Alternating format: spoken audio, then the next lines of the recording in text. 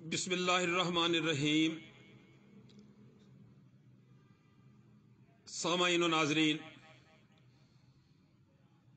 میں ہوں آپ کا دوست، آپ کا ہوسٹ ڈاکٹر اظہار احمد گلزار، اور ہمارا سلسلہ ہوتا ہے ان مشاہیر کو، ان یادگار زمانہ لوگوں کو سلام عقیدت پیش کرنا، ان کی آخری آرام گاہوں پر جا کر ان کی خدمات کو سلام عقیدت پیش کرنا۔ تو آج میں اسلام آباد کے سیکٹر 8 کے قبرستان میں پہنچا تو سب سے پہلے جب میں گیٹ میں داخل ہوا تو دائیں طرف شیڈ کے ساتھ ہی اردو ادب کے ایک یگانہ روزگار فاضل ادیب اور شاعر جناب احمد فراز صاحب کی آخری آرام گاہ ہے، اور وہاں پر میں نے جا کر ان کو سلام عقیدت پیش کیا۔ احمد فراز جو ہیں ہمارے اردو ادب کا، اردو شاعری کا بہت بڑا نام ہے۔ ادبی تاریخ کے وسیع دائرے میں احمد فراز کی طرح چند شاعروں نے انمٹ نقوش چھوڑے ہیں۔ اس کے اشعار نے دلوں کو ہلا کر رکھ دیا ہے اور ذہنوں کو جلا بخشی ہے، جو قارئین کی نسلوں سے گونج رہی ہے۔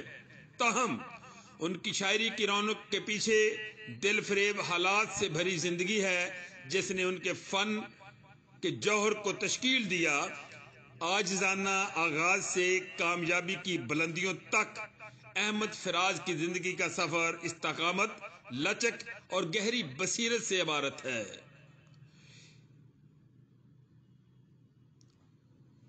جناب احمد فراز پاکستان کے سب سے مشہور شاعروں میں سے ایک ہیں۔ انہوں نے ہنگامہ خیز حالات، لچک اور ادب سے گہری محبت کی وجہ سے زندگی گزاری۔ وہ 12 جنوری 1931 کو پاکستان کے مشہور قصبے کوہاٹ میں پیدا ہوئے۔ فراز سیاسی ہلچل اور سماجی تبدیلی کے دور میں ایک ممتاز شاعر کے طور پر ابھرے۔ ان کا شاعرانہ سفر محبت، نقصان، جلا وطنی اور اظہار کی آزادی کے لیے شدید وابستگی سے عبارت تھا۔ احمد فراز کو بچپن ہی سے ادب اور شاعری سے لگاؤ تھا۔ ان کے والد سید محمد شاہ برق اردو اور فارسی ادب کے مشہور عالم تھے اور ان کی پرورش ان زبانوں کی دولت سے بھری پڑی تھی۔ بچپن میں فراز اپنے والد کی شاعری سے محبت سے بہت متاثر ہوئی اور چھوٹی عمر میں ہی نظمیں لکھنا شروع کر دیں۔ فراز کی شاعرانہ صلاحیتیں ان کے سکول کے زمانے میں کھلی جب وہ مشاعروں میں بڑھ چڑھ کر حصہ لینے لگے۔ اس کی فصاحت اور جذباتی گہرائی نے توجہ حاصل کی اور جلد ہی اسے تخلیق میں ایک ہونہار شاعر کے طور پر سراہا گیا۔ اپنی والدہ کے ابتدائی انتقال کے باوجود فراز کو شاعری کی دنیا میں سکون اور اظہار ملا۔ احمد فراز نے پشاور کے ایڈورڈ کالج میں اعلیٰ تعلیم حاصل کی۔ یہاں انہوں نے اپنی ادبی صلاحیتوں کو مزید نکھارا۔ اس دوران انہوں نے انصاف اور جمہوریت کے نظریات سے متاثر ہو کر ایک مضبوط سیاسی شعور پیدا کیا۔ اس کے ابتدائی کام اکثر ان کی ترقی پسند اور اصلاحی نظریات کی عکاسی کرتے تھے، جس نے عوام کے ساتھ ایک راگ جڑا اور اسے ایک عظیم شاعر کے طور پر پہچانا۔ اپنی تعلیم مکمل کرنے کے بعد فراز نے اپنے پیشہ ورانہ کیریئر کا آغاز بطور لیکچرر کیا، جس کی وجہ سے وہ نوجوان نسل کو علم فراہم کرتے ہوئے اپنی ادبی سرگرمیاں جاری رکھ سکے۔ تاہم جیسے جیسے پاکستان میں سیاسی کشیدگی بڑھی، ان کی شاعری اس دور کے سماجی اور سیاسی چیلنجوں کی آئینہ دار ہونے لگی۔ احمد فراز کی شاعری میں ایک اہم موضوع محبت اور دل ٹوٹنا تھا۔ ان کی جذباتی شاعری نے بہت سے لوگوں کے دلوں کو چھو لیا اور انسانی رشتوں کے جوہر کو اپنی گرفت میں لے لیا۔ یہ خیال کیا جاتا ہے کہ محبت اور دل ٹوٹنے کے ساتھ ان کے اپنے ذاتی تجربات نے ان کی شاعرانہ اظہار کو نمایاں طور پر متاثر کیا۔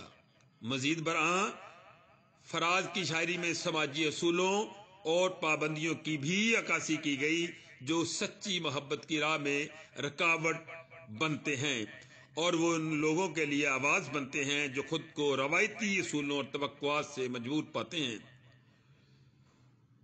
احمد فراز کی شاعری نے اردو ادب پر انمٹ نقوش چھوڑے اور پاکستان کے ثقافتی ورثے کا ایک لازمی حصہ بن گئے۔ ان کے الفاظ سرحدوں اور زبانوں سے ماورا لاکھوں لوگوں کے دلوں کو چھو گئے۔ ان کا کام مشاعروں، ادبی محفلوں اور دنیا بھر کے علمی حلقوں میں سراہا جانے لگا۔ اپنی پوری زندگی میں فراز اپنے اعتقادات پر قائم رہے، شاعری کو سماجی تبدیلی اور سیاسی اصلاح کے لیے ایک آلہ کے طور پر استعمال کیا۔ اظہار رائے کی آزادی کے لیے ان کی وابستگی اور جابرانہ حکومتوں کو چیلنج کرنے کی ان کی ہمت نے انہیں عوام کی آواز کا خطاب دیا۔ تو دوستو، آج ہم نے اس یادگار زمانہ ادیب اور اس قادر الکلام شاعر کو سلام عقیدت پیش کرنے کے لیے ان کی آخری آرام گاہ پر ہم پہنچے۔ میرے ساتھ کیمرہ مین میرے دوست فہد علی خان نیازی جنہوں نے ریکارڈنگ کی۔ تو میں اس موقع پر فراز صاحب کے اس شعر سے اپنی بات کو سمیٹتا ہوں۔